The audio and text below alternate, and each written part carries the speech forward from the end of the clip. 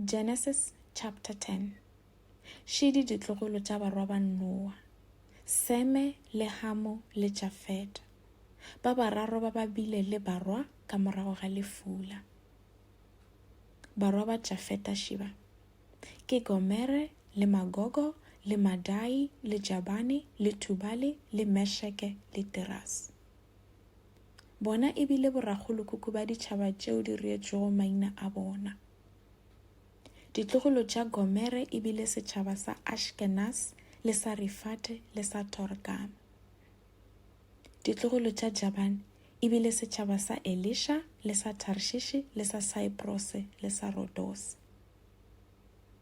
Bona e bile boragolokoko ba ditšhaba tše di dulago go ipata le lebopo le dihlakahlakeng.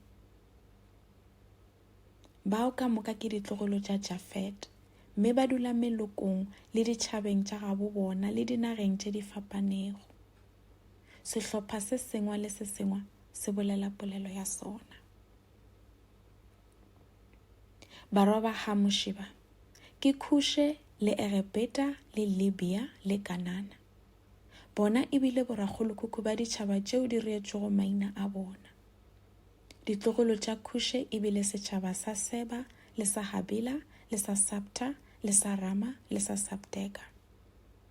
Ditlogolo tša Rama e bile setšhaba sa Shiba le sa Dedane. Khushe o ile a ba le morwa yoo leina la gagwe e bego e le Nimrod. Yena e bile mogale wa mathomo lefaseng. E be e le motsumi yo mogolo le mahlong a morena. Ke ka lebaka leo batho ba rego, bjale ka Nimrod o motsumi yo mogolo le mahlong a morena. Mathomong mmušo wa gagwe o be o akaretša Babele le Ereke le Agade, naga tše ka moka di Babilonia. Go tloga nageng yeo o ile a ya Assyria, mme fao a aga metse ya Ninive le Rehobote Ire le Kelake le Resene, motse woo o lego gare ga Ninive le motse o mogolo wa Kelake. Ditlogolo tša Erebeta e bile batho ba Lydia le Anamo le Lehaba le Naftuage le Patruse le Kasluake le Kreta, bao go bona go tšwile go ba Filista. Barwa ba Kanana šiba Sidoni wa Letšubulo le Hete. Bona e bile boragolokoko ba batho bao ba reetšego maina a bona.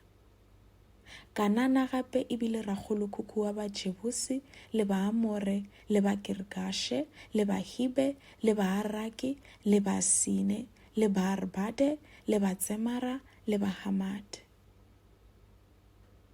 Dikgoro tše di fapanego tša ba Kanana tša ikala.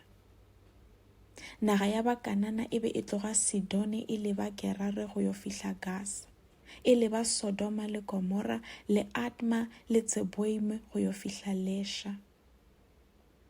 Tšeo ke ditlogolo tša Hamo tše di dulago melokong le ditšhabeng tša gabo tšona le dinageng tša tšona tše di fapanego. Sehlopha se seng le se seng se bolela polelo ya sona. Seme mogolo wa Jafeta e bile ragolokoko wa Baheberi ka moka.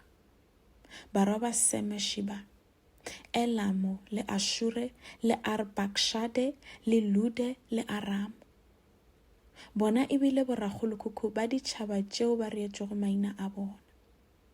Ditlogolo tša Aramu e bile setšhaba sa Utse le sa Hule le sa Gedere le sa Mashe.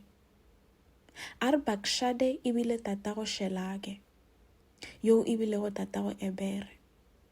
Ebere o bile le barwa ba babedi.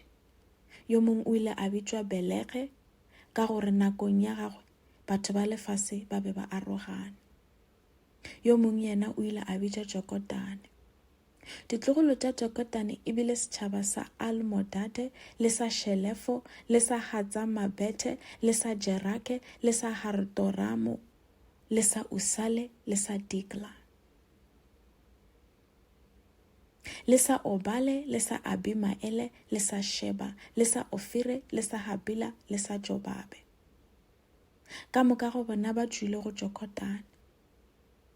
Naga yeo ba bego ba dula go yona e be e tloga meša e fihla sefare kua mabotong a ya ka bohlabela.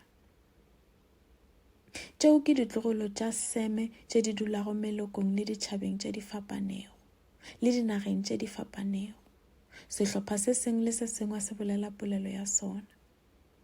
Ditšhaba tše ka moka ke ditlogolo tša Noa, setšhaba ka setšhaba, go ya ka borakgolokhukhu ba bona bao ba fapanego. Ka morago ga lefula, ditšhaba ka moka tša lefase di tšwile barweng ba Noa.